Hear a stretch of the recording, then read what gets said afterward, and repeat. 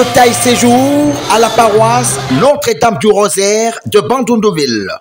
Il s'agit de la première communion de 150 enfants catholiques de cette paroisse, et ce, à travers cette célébration eucharistique dite par le Père Alpha Mandenga, provincial des missionnaires du Verbe divin SVD en sigle, en présence de l'abbé curé Augustin Maïmona et l'abbé Jean-Paul Lokoutou, prêtre du diocèse d'Inongo. Dans son homélie, le père Alpha Mandenga, SVD, est plus revenu sur l'importance de ce sacrement tout en invitant les parents à la responsabilité en prévoyant tout pour mieux assurer l'avenir de ses enfants.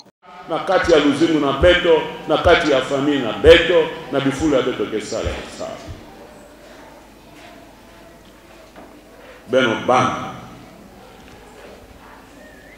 Konso muntu bubu ya beno ke zola kuvukana ti mfumu na beto Yesu Kristo na nitu tina menga na yana. Beno ke zola kusonga na ntoto ya mvimba. Na kifuli ya beno keye na nzonkamba. Na bibuti na beno. Na banduku na beno. De mono ti Kristo takabwana diakave, mono ti Kristo ke kuma muntu mosi. C'est la communion, le sacrement de communion. Communion di songidila, mono zola kuma muntu mosi ti Kristo. Konso muntu na kati na beno kele ti nduku na yana. Yindula mambo yangeke salaka tinduku nange beto bingawa eduma. Ngeke vati eduma nange beto bana bana feti kana eduma nange vanda kana nima banzo sambanu beta jamo musulunge ka kangawa. Atoge toka tintango ya covid ngeta wampi ja tankeleve ngeka kangawa ka abuna ko media musuni kuna nanzo na bobo media saka ngeta salanki ngeta natila ya. Nduku ke lolulaka mambu yonso. Nduku ke wilaka nduku na yani makasi ve. Nduku ke vandaka ve na kimpala samu na nduku na yani. Na kati ya banduku kima ya boke tuba langaja boke tuba ya lutondo. Boso bete ke wayo na lutondo ya mfumu na kati ya mikanda ya santu lutondo ke lolulaka mambu yonso. Plasa lutondo kele mawa ikele, ngemba ikele, ngwakana ikele, bima nyonso ya mbote ikele. Plasa lutondo kele, yoke lolulaka mambu yonso. Ya beno ke fukana ti mfumu Yesu Kristo bubu yai, nduku ya nkaka ya kuluta Yesu Kristo, kele ve, kele yandi, mekuma nduku na beto. Yo ina sens ya première communion, ya beno ke baka bubu yai. Beno zola kuma muntu mosi ti Kristo. Disongidila kuzimu na beno na ntoa ya kulala, na ntoa ya kutambula, na ntoa ya kusala tima kele kaka zina ya Kristo fete vanda na kati ya ntima na beno tina munoko na beno. Beto gewa makambo mingi, na Eglise Katoliki kuna verite kele ve, na Eglise Katoliki kuna bangwasuma kananki bezola bangwasuma babima mutina bangwasuma kele ve. Maintenant, pour créer Babima, ça me yovanda. Nous sommes l'Église catholique universelle.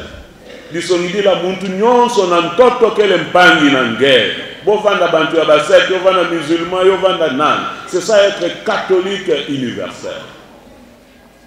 Mpangi yonso yangeta kutana beto kele ve na dévotion bon so bampangi ya mabundu ya nkaka. Beto muntunyon so kele nduku nange, kele mpangi nange. C'est pourquoi on dit catholique universel. Banda bubu yae, beno ke kuma banduku. Mpila nge ke salaka na eduma nange, sala yo ti Yesu Kristo. Yesu Kristo yange tatambula na luzingu nange bubu. Yani mekuma mbandu nange ya luzingu. Beno na yani mekuma kumosi. Beno mekuma muntu mosi. Bantu zole jaka ver. Konso kima yangeta sala yo na zina ya Kristo.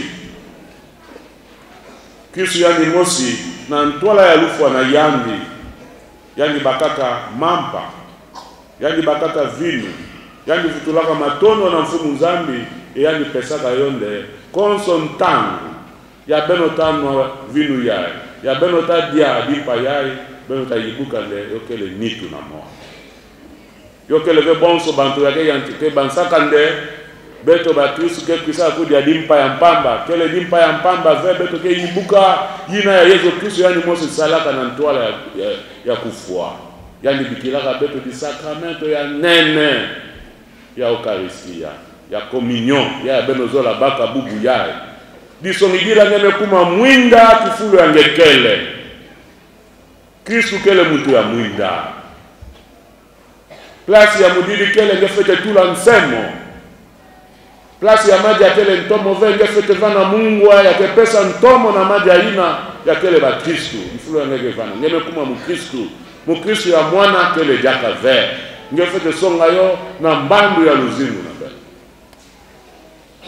beno batata tiba mama beto ke pesa bana yai na maboko na beno bokele tete bana ya fyoti bomeyela tete ve na nzila ya bukristu kele beno bibuti bantu fete songa na bana yai nzila ya Kristu ya kele mwinda ya kesemisa ntoto ya mvimba na mpila nde boku semisa ntoto nde bana kele na mbandu ya mbote beno bibuti fete songa bombandu ya kibukristo ya keleka. Nos familles aujourd'hui sont démissionnaires. Samuna mpasi éducation ya bana mebeba. Beto yelaka na bwala yai tanga boge tunganzo nzambi awa pova losa zelo awa. Beto vakisa kubula bashiti awa ngelenda katuka kuna ngekwenda kuna ata muntu lenda finga ngeve tanga beto vayela ya bima betike wa kikuluna bima ya mpila na pila kananki kaka bana ya bakaka mbotika kaka bana ya kutana kati mfumu Yesu Kristo na kisakramento ya communion ya Eucharistia. Parmi les kuluna on compte ces enfants. Parmi les délinquants de notre ville, on compte ces enfants comme ceux-ci. Nous avons une grande responsabilité. Une responsabilité à Ngolo, à Betukendi, Mabana, et beaucoup Kuma Christou, qui est beaucoup Fukana Tim Fumuna Beto Christou. Betona Kuma des missionnaires, ça m'en passe, Kutinda Bana, Nabosa, la Consa Bokezola. Nous tous, la communauté chrétienne, il y a Notre-Dame du Rosaire Boubouyaï, Beto Kenokubaka charge, responsabilité, il y a Banana Beto Yaï, il y a Kezola Kuvukala qui fume Jésus Christ. Nous avons cette responsabilité. Nous sommes des témoins. Ngeta mona yanda zo kota na bubu ya bakuluna. Ngeta mona yanda zo la kota na bubu ya badelinquant. Na bubu ya bantu ya Tambula pour vendre le sexe. Nge fete telema. Ah, beto mona ngende ngewe kuma mutu mo c'était Christ. Chers parents, vous avez une grande responsabilité.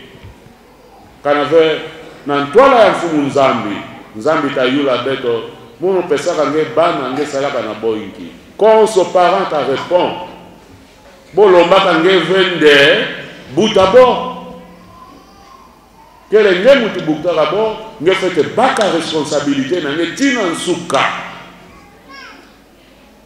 beto tala luzimu na beto ya famille ya nki motivi yokel kana beto négliger luzimu bima yeye nyonso betu kesa ta kuva tiba médecin ba nanga nzambi ba avocat ba nani kana éducation familiale kele ya kufwa beto tava na ba nanga nzambi ya benu ke dila buku beto tava na ba maser ya benu ke dila buku ya beto tava na ba avocat na ba médecin plein de corruption ya que ça la climat ve ba tout que foi sans éducation la famille kurataka. Prenons notre responsabilité maintenant que nous acceptons que ces jeunes, ces enfants deviennent des chrétiens, se rassemblent à Jésus. Pampani Bakristo beto talomba beto Bakristo.